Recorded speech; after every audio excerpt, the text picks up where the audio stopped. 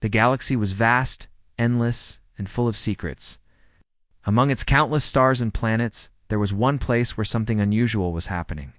It wasn't Earth, not yet anyway. The location was Lirius Evan, a small, rocky planet orbiting a dim red star on the edge of the Andromeda Arm. For years, it had been ignored by most species, too barren, too cold, too unremarkable. But now Lirius 7 held a secret that would change everything, deep beneath its surface. In tunnels carved by machines far more advanced than anything humans could imagine, the Varnock worked tirelessly. They were tall aliens with smooth gray skin and glowing blue eyes that seemed to pierce through darkness. Their leader, Keleth, stood at the center of their operations, overseeing rows of humming devices and flickering screens. These machines were designed for one purpose: to harness quantum energy, the raw power of the universe itself. If they succeeded, the Varnarok believed they could reshape reality as they knew it, but success came at a cost. To fuel their experiments, the Varnak had enslaved thousands of beings from nearby worlds. Entire populations had been dragged from their homes, forced to work in grueling conditions to keep the machines running. Many didn't survive long enough to see what their suffering had created. Those who did often wished they hadn't. The experiments caused strange distortions in space-time ripples that spread outward like waves in a pond. Planets near Lirius 7 began experiencing catastrophic events: earthquakes, storms, even entire cities vanishing without a trace. Back on Earth, no one knew about any of this. Not yet. Life continued as usual for most people, unaware that their quiet corner of the galaxy was about to become the center of attention. That changed when reports started coming in from Proxima Centauri, Earth's closest neighboring star system. Strange gravitational anomalies had been detected there, pulling at ships and disrupting communication signals. Scientists debated whether it was natural or artificial. But one thing was clear: it needed investigation. Captain Daniel Brooks was chosen to lead the mission. He was a man in his late 30s, with short brown hair and sharp green eyes that always seemed to be calculating something. Daniel wasn't flashy or overly ambitious. He preferred solving problems quietly, without drawing unnecessary attention. But he was also known for his calm demeanor under pressure, which made him perfect for high-stakes missions like this one. When Earth Command called him into their briefing room, he listened carefully as they explained the situation. "You'll be taking command of the Eclipse," said General Harper, a stern woman with silver hair pulled back into a tight bun. "It's our newest warship, equipped with technology we've never field-tested before. We're sending you because we believe whatever's causing these anomalies could pose a threat to Earth." Daniel nodded, his expression unreadable. "Understood, ma'am." Accompanying him would be a crew of specialists, each hand-picked for their skills. One of them was Lieutenant Rachel Monroe, a young astrophysicist whose brilliance had earned her a reputation despite her relatively young age. She had curly black hair and a habit of biting her lip when deep in thought. Another key member was Chief Engineer Adam Cole, a burly man with calloused hands and a quick wit. He'd spent years tinkering with engines and machinery, making him indispensable for keeping the ship operational as the Eclipse prepared for departure. The crew gathered aboard the massive vessel. Its sleek design gleamed under the sun, looking more like a weapon than a spaceship. Inside, corridors buzzed with activity as technicians ran final checks on systems. Rachel walked alongside Daniel, clutching a tablet filled with data about the anomalies. "Sir," she said hesitantly, "do you think this is alien?" Daniel glanced at her, his lips curving into a faint smile. "If it is, Lieutenant, then we're about to make history." The journey to Proxima Centauri took several days, during which the crew adjusted to life aboard the Eclipse. Rachel spent hours poring over readings, trying to piece together what might be causing the disturbances.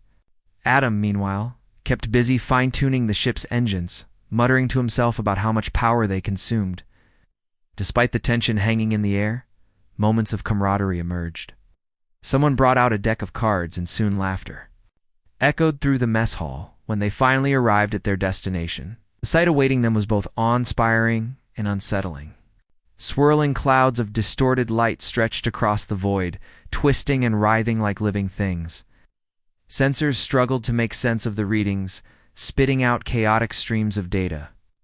Rachel stared at her screen, her brow furrowed. "This isn't natural," she murmured. "Something or someone is creating this." Before anyone could respond, alarms blared throughout the ship. A large object had appeared on their scanners, moving rapidly toward them. Within moments, a massive alien vessel emerged from the chaos, its jagged silhouette cutting through the swirling lights.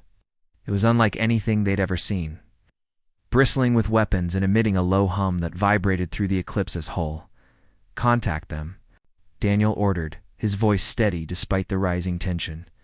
Rachel activated the communication array, broadcasting a standard greeting in multiple languages. There was no response at first, only silence. Then, a voice crackled over the speakers, a deep guttural tone that sent shivers down everyone's spines. "Leave this place," it growled. "You are not welcome here." Adam leaned forward, gripping the edge of his console. That sounded friendly. Ignoring the comment, Daniel replied calmly, "We mean no harm. We're investigating disturbances in this region. Can you explain what's causing them?" Again, there was a pause. When the voice returned, it carried a note of menace. "Curiosity will bring destruction. Turn back while you still can." Rachel exchanged a glance with Daniel. Whatever was going on here, it was bigger than they'd anticipated. Before they could decide their next move, the alien ship fired a warning shot, narrowly missing the Eclipse. The crew scrambled to prepare defenses, adrenaline coursing through their veins. "Weapons online," reported one of the officers. "No," Daniel said firmly. "Hold your fire. Let's try talking again." But the aliens weren't interested in negotiations. More shots followed, forcing the Eclipse to take evasive maneuvers. Sparks flew as stray blasts struck the ship's shields, shaking everyone inside. Amid the chaos, Rachel noticed something odd on her monitor. The alien vessels. Movements matched patterns she'd seen in the anomalies earlier, as if it were somehow connected to them. "Captain," she shouted over the noise. "I think they're using those distortions as weapons." Daniel's eyes narrowed.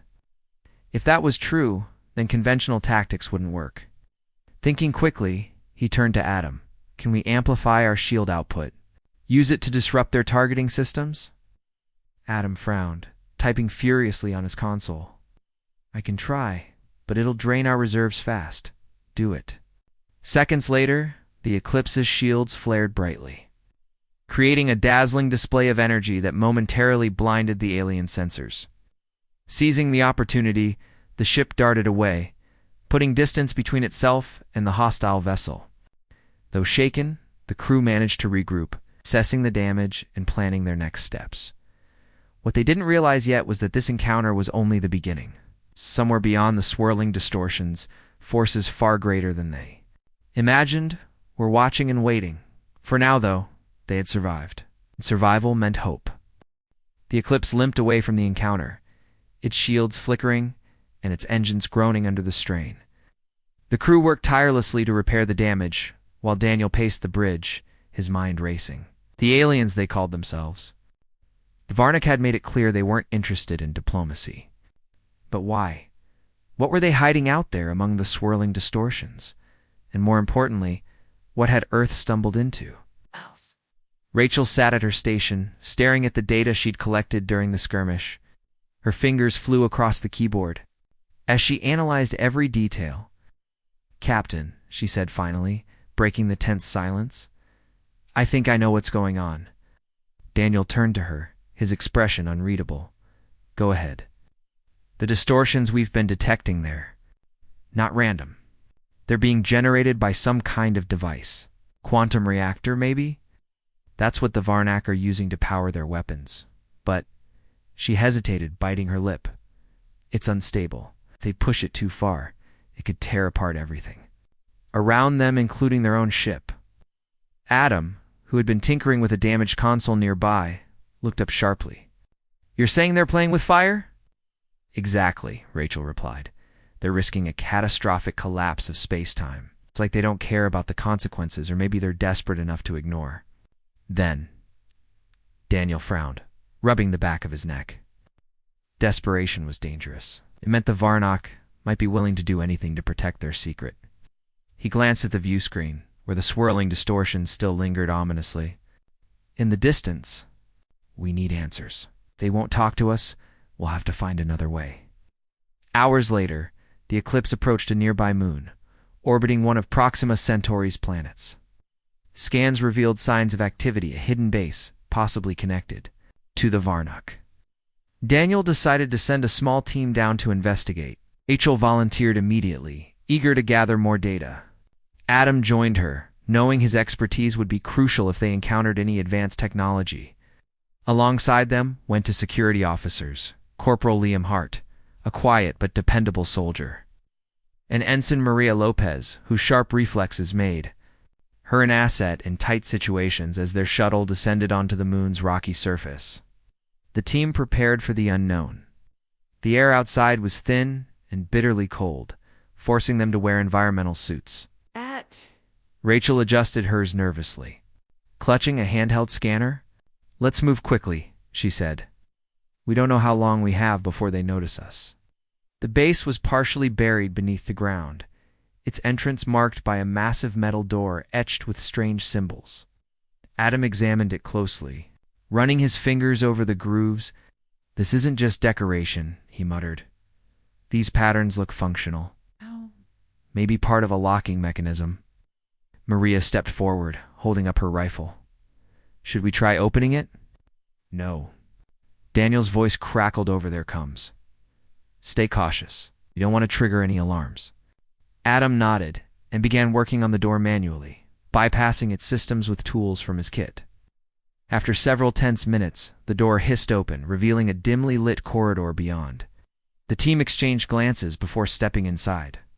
There, footsteps echoing softly against the metallic walls. What they found inside shocked them. Rows of cages lined the halls, each containing beings from different species. Some were humanoid, others entirely alien, but all shared one thing in common: despair. Their eyes followed the intruders, filled with a mixture of fear and hope. Rachel stopped in front of one cage, her heart sinking as she saw a frail creature huddled in the corner. "This is monstrous," she whispered. "They're using these people as fuel." Adam clenched his fists, anger flashing across his face. "We can't leave them here, but we can't free them either," Liam pointed out grimly. "Not without risking detection. We're outnumbered, and we don't even know where the reactor is yet." Rachel reluctantly agreed, though the sight of the prisoners weighed heavily on her conscience. They pressed onward, following the trail of energy readings that led deeper into the base. Along the way, they passed rooms filled with equipment and monitors displaying complex equations. It was clear the Varnock were conducting experiments, but to what end? Finally, they reached a large chamber dominated by a towering machine pulsating with blue light. This was at the source of the distortions. Rachel approached cautiously, her scanner humming as it processed the data. "This is incredible," she murmured, and terrifying. One wrong move and it could destroy this entire moon. Before anyone could respond, a loud alarm blared through the base. Red lights flashed overhead, and heavy footsteps echoed in the distance. "We've been spotted," Maria shouted, raising her weapon. "Grab what you can and fall back." Daniel ordered over the comms. Adam quickly downloaded key files from a nearby terminal, stuffing the data chip into his pocket. Meanwhile, Rachel snapped photos of the reactor, hoping they'd provide clues once they returned to the ship. As the sound of approaching guards grew louder, the team sprinted back toward the exit, adrenaline pumping through their veins. They barely made it out in time. Just as they reached the shuttle, a squad of Varnock soldiers emerged from the base, firing energy blasts that scorched the ground behind them. Maria and Liam returned fire, providing cover as Rachel and Adam climbed aboard. Once everyone was inside, the shuttle lifted off, narrowly avoiding a direct hit. Back on the Eclipse, the mood was somber. Rachel reviewed the stolen data, her hands trembling slightly as she pieced together the horrifying truth. "They're experimenting on quantum energy to create weapons," she explained to Daniel. "But they're also using enslaved populations to stabilize the process. Without them, the reactor would overload and collapse." Daniel's jaw tightened. So they're sacrificing innocent lives to protect themselves. And worse, Rachel added, her voice barely above a whisper. If they succeed, they could destabilize entire star systems. This isn't just about Lyria 7 anymore. It's about the whole galaxy. The revelation sparked heated debates among the crew. Some argued they should report their findings to Earth Command and let higher authorities decide the next steps. Others, like Adam, believed they had a moral obligation to act immediately. We can't just sit here and do nothing, he insisted during a meeting in the briefing room. Those people are suffering because of us, because we showed up and started poking around. And what do you suggest we do? Asked Maria, crossing her arms. Charge in, guns blazing. We'd get slaughtered. I'm not saying that, Adam shot back. But we can't abandon them either. Rachel listened quietly, torn between logic and emotion. She knew Adam was right. They couldn't turn a blind eye to the atrocities happening on that moon. But she also understood Maria's concerns. They were outnumbered and outgunned. Any reckless action could lead to disaster. In the end, it was Daniel who broke the deadlock. We intervene, he declared firmly. But we do it smartly. We disable their reactor without causing unnecessary casualties. If we can shut it down, we'll stop the experiments and give those prisoners a chance to escape. The plan was risky, but the crew rallied behind it. Over the next few days, they prepared meticulously, studying the stolen data and simulating potential scenarios. Rachel devised a strategy to sabotage the reactor remotely, using the Eclipse S advanced systems to disrupt its core. Adam modified the ship's weapons to emit targeted pulses that wouldn't harm living beings, but would incapacitate the Varnix machines. Meanwhile, Liam and Maria trained the security team for a possible ground assault, just in case things went sideways. When the time came, the Eclipse positioned itself near the moon, cloaked in stealth mode to avoid detection. Rachel monitored the reactor's energy output, waiting for the perfect moment to strike. Ready? Daniel asked, his hand hovering over the controls. She nodded, her heart pounding. Ready. With a deep breath, Daniel gave the order. Eclipse unleashed a precise burst of energy, striking the reactor's core. For a moment, nothing happened. Then the machine began to sputter, its glow fading as its systems faltered. Alarms screamed throughout the base, and chaos erupted below. On the surface, the prisoners seized the opportunity, freed from the reactors. Influenced, they broke free from their cages and overwhelmed the stunned Vergirds. The team watched from the ship's monitors, relief washing over them as the tide turned in favor of the oppressed. But the victory came at a cost. The reactor's collapse triggered a chain reaction, destabilizing the moon's crust. Cracks spread across its surface, releasing plumes of dust and debris into space. The Eclipse had to retreat quickly to avoid being caught in the destruction. As they sped away, Rachel stared at the crumbling moon on the view screen, tears welling in her eyes. Did we do the right thing? She asked softly. Daniel placed a reassuring hand on her shoulder. We did what we had to do. Sometimes that's all you can ask for. The galaxy had changed forever that day. The Varnix experiments were over, but the ripple effects of their actions into Earth's intervention would be felt for years to come. The Eclipse raced through the void of space, its engines roaring as it put distance between itself and the crumbling moon. The crew sat in tense silence, each lost in their own thoughts. They had stopped the Varnix experiments, but at what cost? The destruction of the moon was a grim reminder of the stakes they were dealing with. Rachel stared at the view screen, her mind replaying the chaos they had left behind. Adam leaned back in his chair, rubbing his temples as if trying to erase the images of enslaved beings from his memory. Even Daniel, usually calm and composed, looked troubled. As the adrenaline faded, reality began to sink in. The Varnak weren't just some isolated threat, they were part of a larger galaxy, one that now knew Earth existed. News of their intervention wouldn't stay hidden for long. Word would spread, and when it did, humanity might find itself facing consequences far beyond anything they were prepared for. It didn't take long for those consequences to arrive. Less than a day after their escape, strange signals began flooding the Eclipse's communication array. At first, they were garbled and fragmented, but soon, patterns emerged, messages from distant civilizations, each reacting to the events.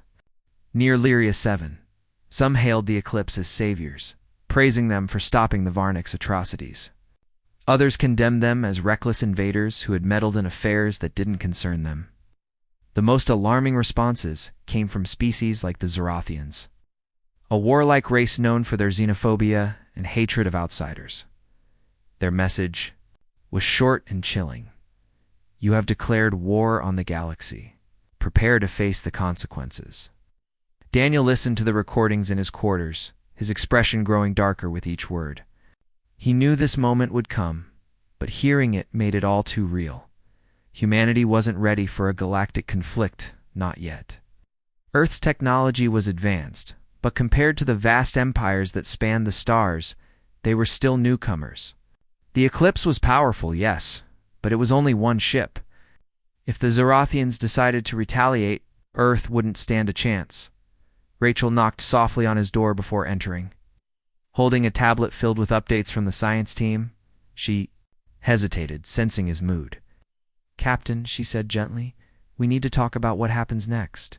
He nodded, gesturing for her to sit. "I assume you've seen the messages?" "Some of them," she admitted. "It's overwhelming. I didn't think we'd become such a big deal so quickly." "That's the problem," Daniel replied. "We acted without thinking about how the rest of the galaxy would react. Now we're stuck cleaning up the mess." Rachel set the tablet down, her voice firm despite the weight of the situation. "But we couldn't just ignore what the Varnak were doing. You know that?" "We saved lives and destroyed a moon," he countered. "Not to mention starting a potential war with the Zorathians. Do you have any idea what they're capable of?" She flinched, but didn't back down. "I'm not saying we don't have problems, but running away won't fix anything. If we leave now, we'll look weak. Worse, we'll abandon the people we tried to help." Daniel sighed, leaning forward, to rest his elbows on his knees. "You're right. Running isn't an option. But neither is charging headfirst into a fight we can't win. We need at least people who understand what's at stake and are willing to stand with us." The search for allies led them to a nearby star system, home to a peaceful species called the Lumori. The Lumori were telepathic beings, their translucent skin glowing faintly in the dim light of their sun. They lived in harmony with nature, avoiding contact with other civilizations whenever possible.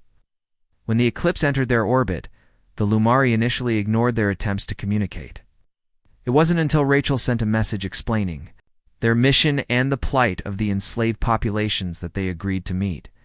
A delegation of Lumar boarded the eclipse, their presence both calming and unnerving. They moved silently, their glowing eyes scanning the crew with an intensity that made everyone feel exposed. One of them, an elder named Silva, stepped forward to address Daniel. Her voice resonated in their minds rather than their ears, a soft hum that carried warmth and wisdom. "You seek refuge," she said, her words flowing effortlessly into their thoughts. "But why should we trust you? Your kind has caused great upheaval in our galaxy." Daniel met her gaze, his tone respectful but firm. "We didn't come here looking for trouble. We intervened because innocent lives were being destroyed. Now, we're paying the price for doing what was right." Silva studied him for a moment before nodding slightly.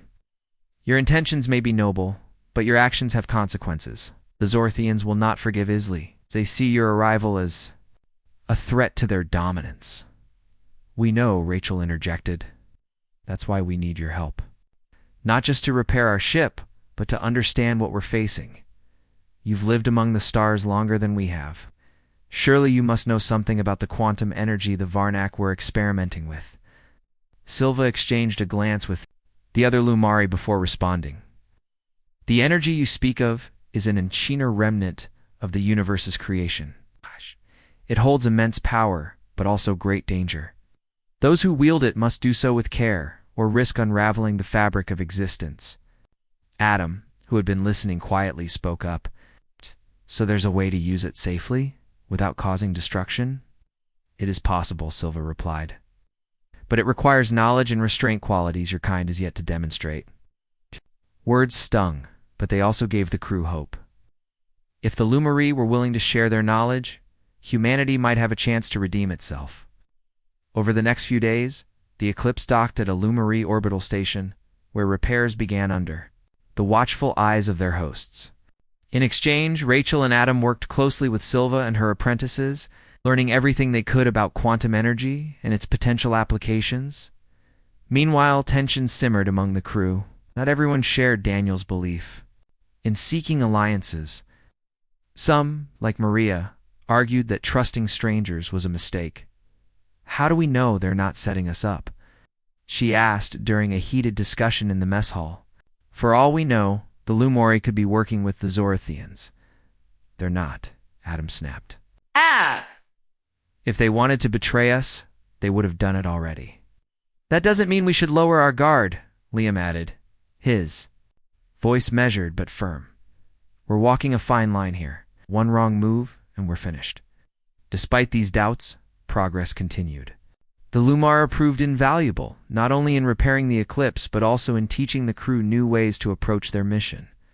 Silva revealed that the quantum energy experiments conducted by the Varnak had attracted the attention of another hostile species, the Krillians, scavengers, who thrived on chaos and destruction. If the Zorathians declared war, the Krillians would likely join them, eager to exploit the conflict for their own gain.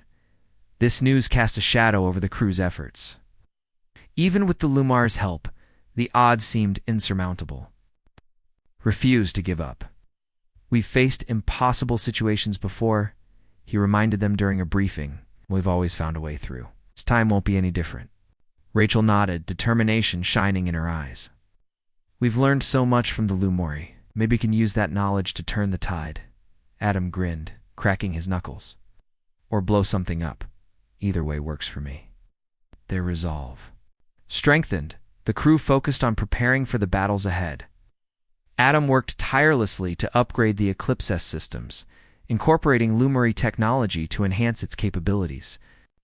Rachel devised new strategies for utilizing quantum energy, hoping to create non-lethal weapons that could incapacitate enemies without causing widespread destruction. Meanwhile, Liam and Maria trained the security team, ensuring they were ready for whatever came their way.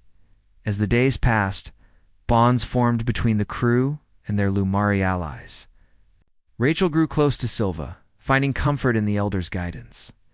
Adam befriended a young Lumari engineer named Lyra, whose playful curiosity reminded him of his younger self. Even Daniel found solace in conversations with Silva, who offered insights into leadership and sacrifice.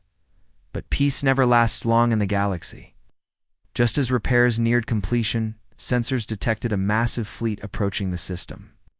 The Zorathians had arrived, accompanied by swarms of Krillian ships. Their message was clear: surrender or be annihilated. Daniel gathered the crew on the bridge, his expression grim but resolute. "This is it," he said. "Everything we've done has led us to this moment. We can't run anymore. It's time to stand our ground." The crew exchanged determined glances, their fear tempered by a shared sense of purpose. They'd come too far to back down now. As the Zorathian armada closed in, the Eclipse powered up its engines, ready to face whatever lay ahead. For better or worse, humanity's place in the galaxy had been forged. The question was whether it would endure, crumble under the weight of its own hubris. The bridge of the Eclipse was a hive of activity as the crew prepared for the inevitable clash with the Zorathians. The viewscreen displayed the approaching armada sea of jagged, menacing ships that seemed to blot out the stars. Their sheer numbers were overwhelming, and the tension in the air was palpable. For a moment, it felt as though time itself had slowed, each second stretching into an eternity. Daniel stood at the center of it all, his hands clasped tightly behind his back. His green eyes scanned the screens and readouts, absorbing every detail. He knew they couldn't win this fight through brute force alone. The Zorathians outnumbered them 10-1, and their technology was ruthless in its efficiency. But there was still hope if Rachel's theories about quantum energy worked. They might just have a chance. "Status report," Daniel said, his voice steady despite the storm brewing inside him. "All systems are online, Captain," Adam replied from his station. "The upgrades we installed using Lumori tech are holding up, but I'm not sure how long they'll last under sustained fire. Rachel nodded in agreement. The quantum pulse generator is ready, but we'll only get one shot at it. Miss, we're finished. Maria, stationed at Tactical, chimed in. Their lead ships are entering firing range. Orders.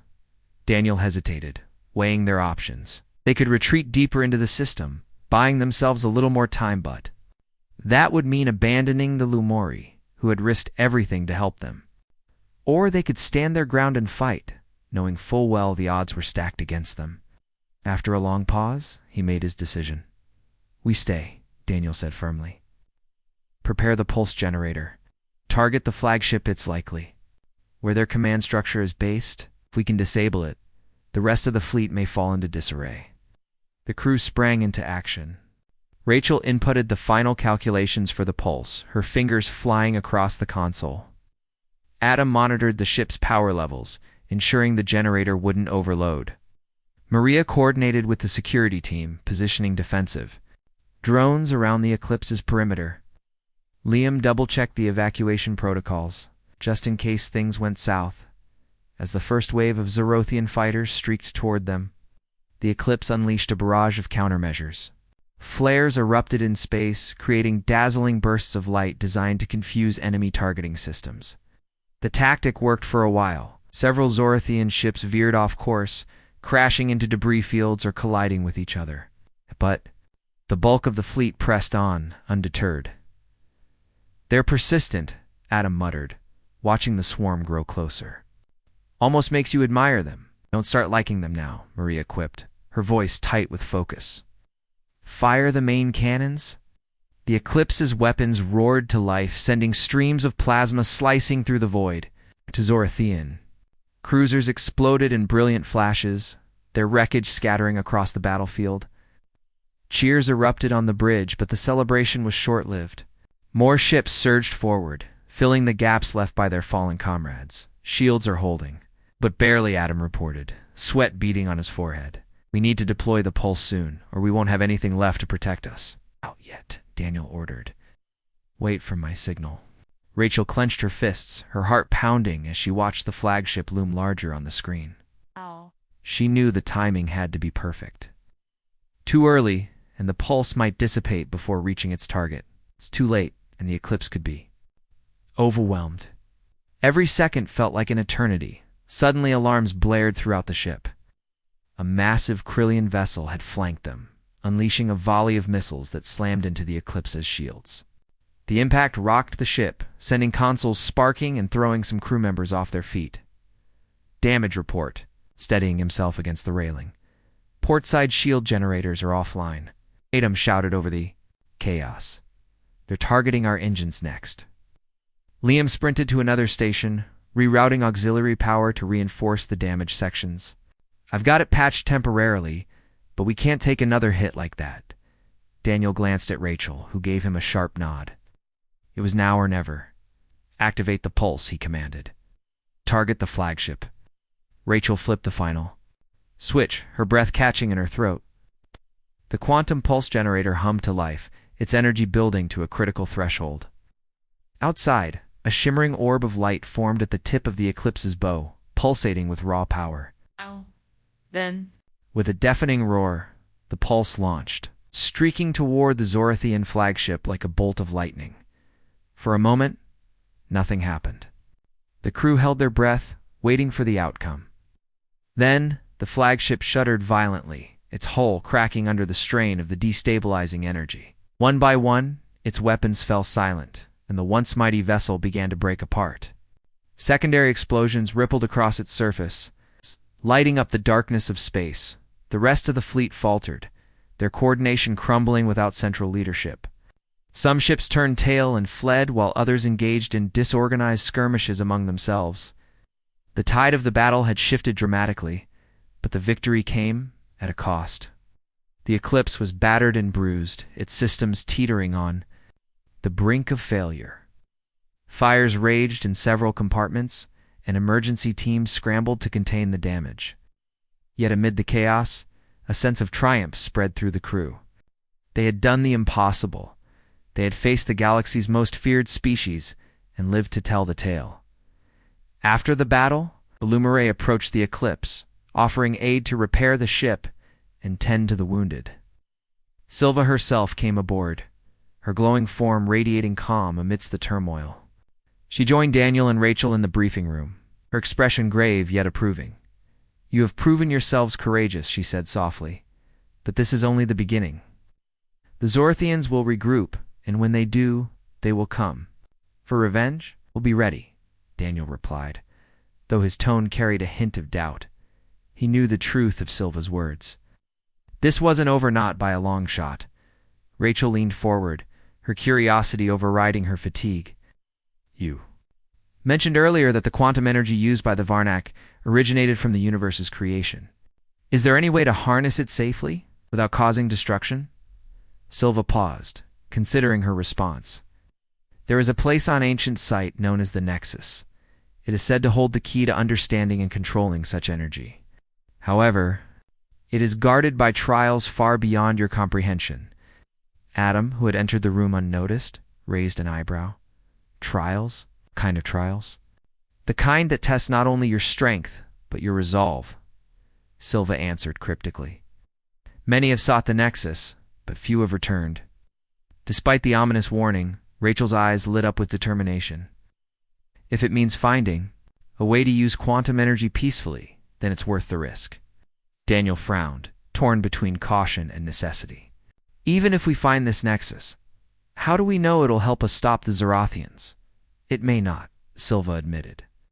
"But it will give you knowledge, and knowledge is a weapon far deadlier than any gun." The decision weighed heavily on Daniel. Venturing into unknown territory in search of a mythical location sounded reckless, even suicidal. But staying put wasn't an option either. The Zorthians would return, stronger and angrier than before. If they wanted a fighting chance, they needed every advantage they could get. Finally, he nodded. "We'll go. Prepare the Eclipse for departure. Our next destination is the Nexus." As the crew dispersed to carry out their tasks, Rachel lingered.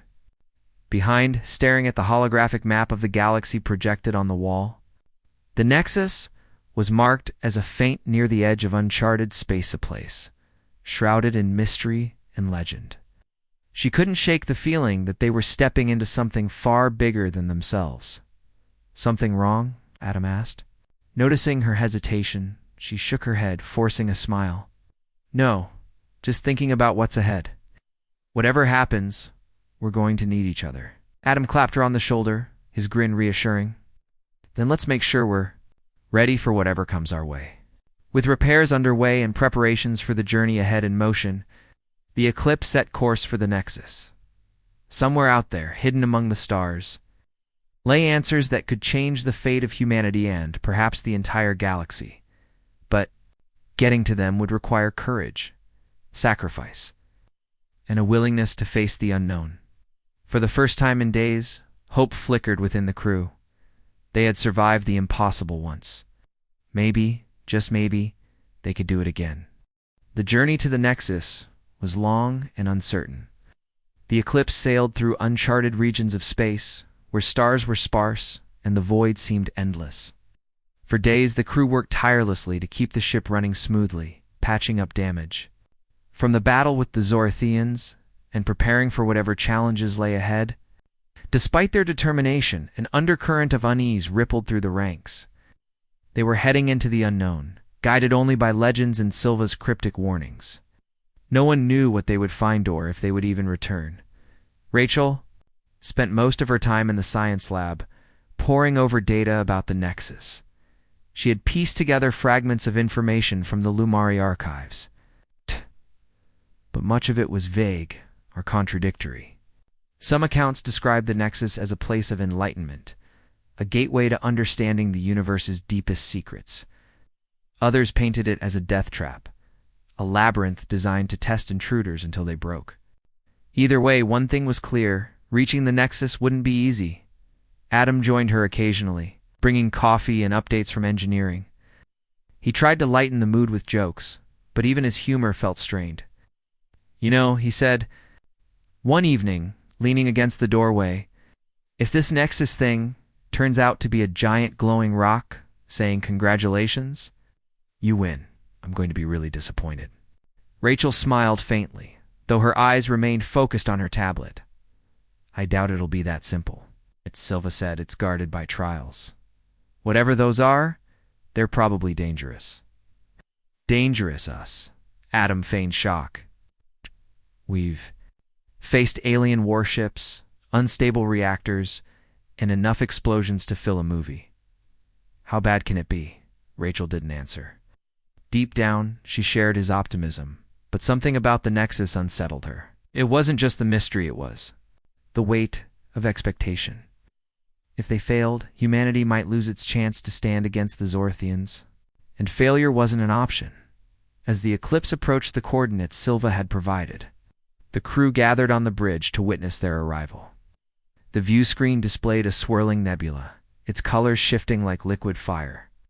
At its center floated a massive structure, a ring-shaped artifact suspended in space, its surface etched with intricate patterns that pulsed faintly with light. "That's it," Rachel whispered, her voice filled with awe. "The Nexus," Daniel studied the structure carefully, his expression unreadable. "Scan it. I want to know everything before we get too close." Sensors swept over the artifact, sending streams of data flooding into the ship's systems. What they found was both fascinating and alarming. The Nexus emitted low levels of quantum energy, similar to what the Varnock had been experimenting with, but far more stable. However, readings also indicated the presence of automated defenses capable of disabling any ship that ventured too near. "We'll need to dock manually," Adam said, reviewing the schematics. "Their systems won't recognize us as friendly." "And if we trigger the defenses?" Maria asked, her hand resting on her weapon. "Then we improvise," Daniel replied firmly. "Prepare a shuttle. We'll take a small team inside while the rest of the crew keeps the eclipse safe." The team consisted of Daniel, Rachel, Adam, Liam, and Maria.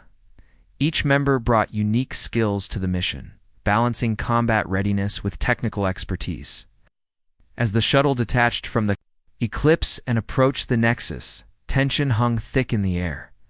The artifact loomed larger with every passing second, its pulsating lights casting eerie shadows across their faces. When they landed, the team stepped onto a platform that seemed to float within the ring itself. The air was cool and still, carrying a faint hum that resonated in their chests. Strange symbols lined the walls, glowing softly as if alive. Ahead, a narrow corridor stretched into darkness, beckoning them forward. "This feels wrong," Maria muttered, her rifle raised cautiously. "Stay sharp," Daniel ordered, leading the way.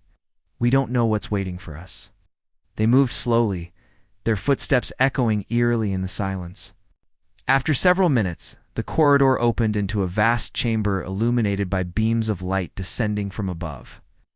In the center stood a pedestal, atop which rested a crystalline object radiating a soft blue glow. It was beautiful and unmistakably powerful. Rachel approached it hesitantly, her scanner analyzing its composition. "This must be the source of the quantum energy," she said, her voice trembling with excitement. "If we can study it, we might unlock its secrets." Before anyone could respond, the ground beneath them began to tremble. Panels along the walls slid open, revealing rows of mechanical drones armed with energy weapons. Their red eyes glowed ominously as they locked onto the intruders. "Here come the trials," Adam muttered. Drawing his sidearm, the drones advanced, firing bursts of energy that forced the team to scatter. Liam and Maria took cover behind pillars, returning fire. With precision, Adam worked quickly to disable one of the drones using a portable EMP device, while Daniel covered him. Rachel stayed near the pedestal, trying to extract data from the crystal without getting hit. "Hurry," Daniel shouted, deflecting a blast with his shield. "I'm almost done," Rachel replied, her fingers flying across her console. Just. As another drone closed in, she yanked the crystal free, causing the entire chamber to shudder violently. Lights flickered, and the drones froze mid-motion before collapsing into lifeless heaps. "What did you do?" Adam asked, panting heavily. "I think I triggered a failsafe," Rachel admitted, holding up the crystal. It shut down the defenses. For a moment, relief washed over the group. But it was short-lived. A deep rumbling echoed through the chamber, and the walls began to shift. Passages opened and closed around them, rearranging the layout of the room like a puzzle coming to life. Great Maria groaned. Now what? Daniel glanced at the nearest passage, his mind racing. We follow the path. There has to be a way out. The team pressed onward, navigating the ever-changing maze. Along the way, they encountered new challenges, pressure plates that triggered traps, holographic illusions designed to confuse them, and puzzles requiring quick thinking to solve. Each trial tested their strength, intelligence, and teamwork, pushing them to their limits. At one point, they faced a massive door sealed by a complex mechanism. Rachel examined the controls, deciphering the alien script etched into the panel. It's a logic puzzle, she explained. We need to align these symbols correctly. How long will it take? Liam asked, keeping watch for more drones. Not long if I don't mess up, Rachel replied, her hands steady despite the pressure. With careful precision, she adjusted the settings, and the door slid open with a hiss. Behind it lay another chamber, this one dominated by a towering figure, made of shimmering light. Its form shifted constantly, resembling different creatures from graceful birds to snarling beasts. When it spoke, its voice resonated in their minds, deep and commanding. You seek knowledge, it intoned. But knowledge demands sacrifice. Prove your worth, and the secrets of the Nexus shall be yours. Without warning, the figure lunged at them, transforming into a monstrous shape with claws and fangs. The team scrambled to defend themselves, combining firepower and strategy to hold their ground. Every attack they dodged, and every blow they landed brought them closer to victory and exhaustion. Finally, Daniel struck a decisive blow, shattering the creature's form into fragments of light. As it dissolved, the chamber brightened, revealing a vault filled with ancient artifacts and scrolls. Among them was a holographic interface displaying diagrams and equations related to quantum energy. Rachel gasped, tears welling in her eyes. This is it. Everything we need to understand how to use the energy safely. Adam grinned, slapping her on the back. Told you we'd find something cool. But Daniel remained cautious. Let's grab what we can and head back. We don't. Know how much time we have left? They loaded the data onto portable drives and secured the crystal, then retraced their steps through the now stable passages. When they reached the shuttle, the Eclipse S engines roared to life, pulling them aboard just as the Nexus began to destabilize. From the safety of the ship, they watched as the artifact imploded, vanishing into nothingness. Back on board, the crew celebrated their success, but briefly. They knew the real challenge lay ahead. Armed with the knowledge from the Nexus, they had a fighting chance against the Zerothians. But the galaxy was vast, and enemies lurked around every corner. As the Eclipse set course for Earth, Rachel gazed at the stars, clutching the crystal tightly. For the first time, she allowed herself to believe that maybe, just maybe, humanity could carve out a place among the stars, not as conquerors, but as protectors. And somewhere in the distance, the Zorthians plotted their next move, unaware that the tide of the galaxy was beginning to turn. The journey back to Earth was a quiet one, though the silence wasn't peaceful. It was heavy with anticipation. The crew of the Eclipse had accomplished something extraordinary by retrieving the knowledge from the Nexus, but none of them felt like celebrating. They knew their victory was only temporary. The Zerothians were still out there, regrouping and planning their next assault. And when they came, it wouldn't just be humanity's survival on the line. It would be the fate of countless civilizations. Across the galaxy, Rachel spent most of her time in the science lab, analyzing the data they'd collected. The holographic interface from the Nexus contained diagrams, equations, and instructions written in an ancient language that took hours to translate. But as she pieced together the fragments, patterns began to emerge. She realized the quantum energy wasn't inherently destructive. It was a tool, one that could either heal or harm depending on how it was used. If harnessed correctly, it could stabilize unstable regions of space, repair damaged ecosystems, and even provide clean energy for entire planets. Misused, however, it could tear apart reality itself. Adam joined her late one night, bringing snacks and coffee to keep them fueled. He leaned against the counter, watching her work. "You look like you're solving the universe's greatest mystery." "I kind of am," Rachel replied, smiling faintly. Her eyes sparkled with determination. "This is more than just stopping the Zorthians. It's about showing everyone Earth, the Lumari, the Varnock, all of them that we can use this power responsibly." Adam nodded thoughtfully. "So what's the plan? Build some kind of super weapon?" "No weapons," Rachel said firmly. "We've seen what happens when people try to control others through fear. This has to be different. We'll create something constructive, a way to protect without destroying." Adam grinned. "Sounds ambitious.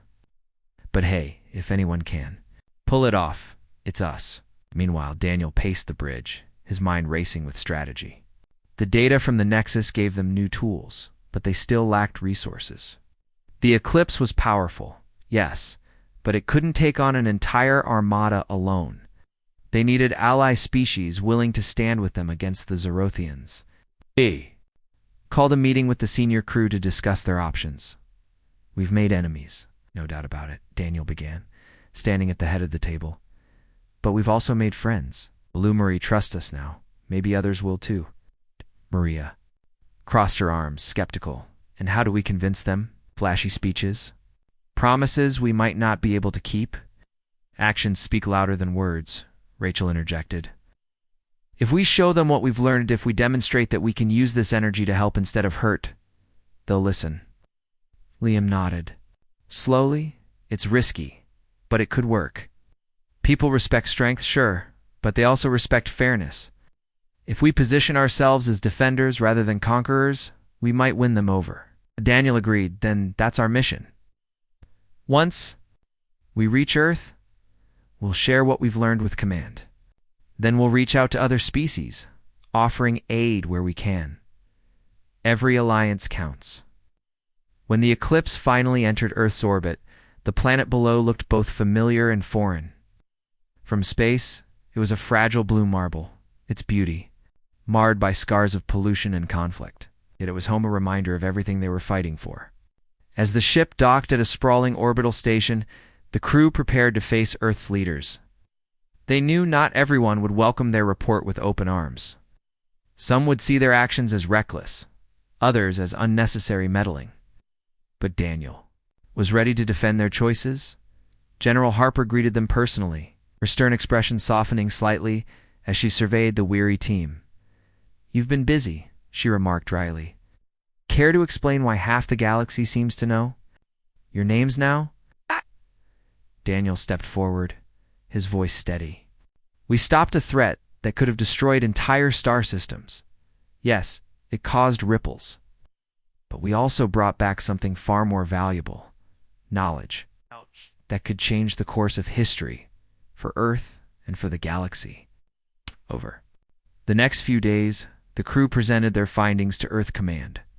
Rachel explained the potential applications of quantum energy, emphasizing its ability to heal and protect rather than destroy. Adam demonstrated prototypes he'd built using the Nexus's designs, showcasing technology that could shield cities from natural disasters or purify toxic environments.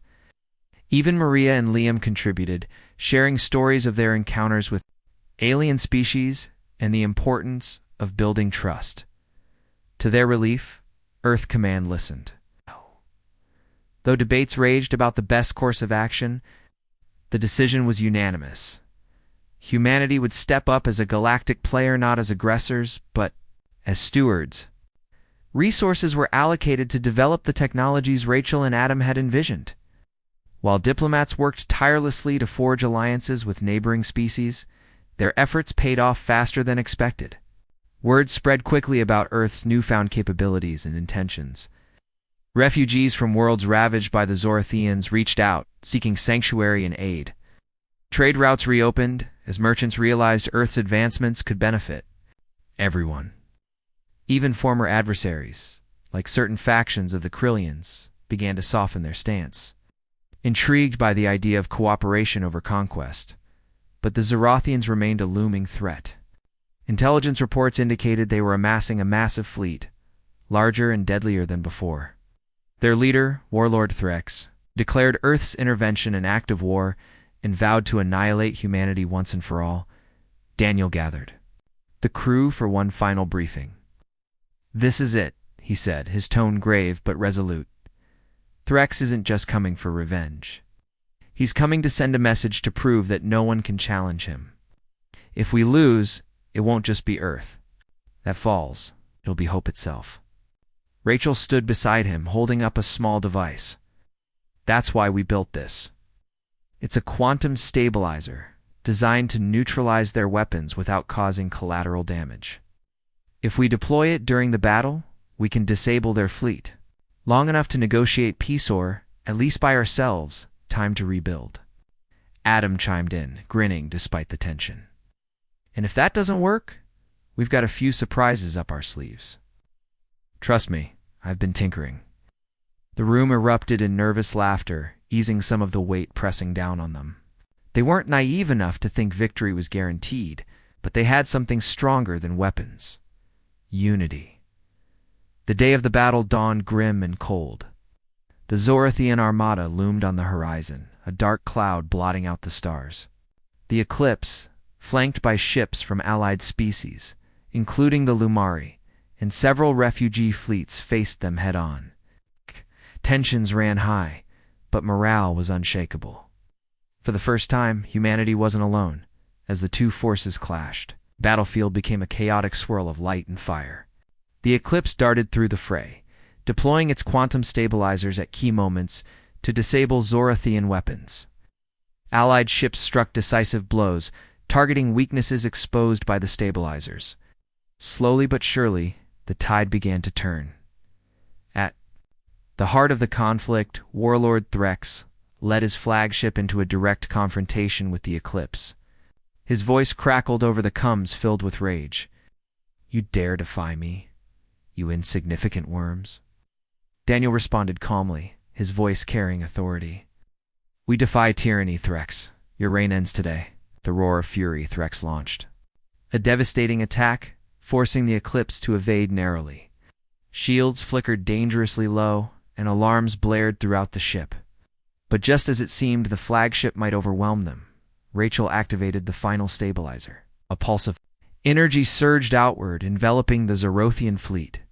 Weapons sputtered and died, engines stalled, and communication lines went silent. For a moment, there was only stillness. On the bridge of the Eclipse, the crew exchanged stunned glances. Had it worked? Were they safe? Then a transmission came. Through, it was Threx, his voice trembling with disbelief. "What? What have you done?" "We've given you a choice," Daniel replied. "Stand down, and we'll offer terms for peace. Continue this war, and you'll find yourselves facing not just Earth, but the entire galaxy." After a long pause, Threx growled, "You haven't seen the last of us." His ship disengaged, retreating into the void. One by one, the remaining Zorathian vessels followed suit, leaving behind a battered but victorious coalition. In the aftermath, the galaxy began to heal. Earth earned its place among the stars, respected not for its power, but for its compassion. The knowledge from the Nexus was shared freely, fostering collaboration and innovation across species. Refugees rebuilt their homes, trade flourished, and old rivalries faded into memory. On the observation deck of the Eclipse, Rachel gazed at the stars, the quantum crystal resting gently in her hand. She thought about everything they'd been. Through the battles fought, the lives lost, the sacrifices made, and yet, amidst the scars, there was hope. Adam joined her, handing her a cup of coffee, thinking deep thoughts. She smiled softly, just wondering what's next. "There's so much left to explore, so much we don't understand," he shrugged. "One step at a time. That's how we've gotten this far." Rachel nodded, turning her gaze back to the endless expanse of space. Somewhere out there, new mysteries awaited, new challenges, new opportunities. Whatever came next, she knew they'd face it together. For the first time in a long time, The galaxy felt alive with possibility, with promise, and with the courage to dream of a brighter future.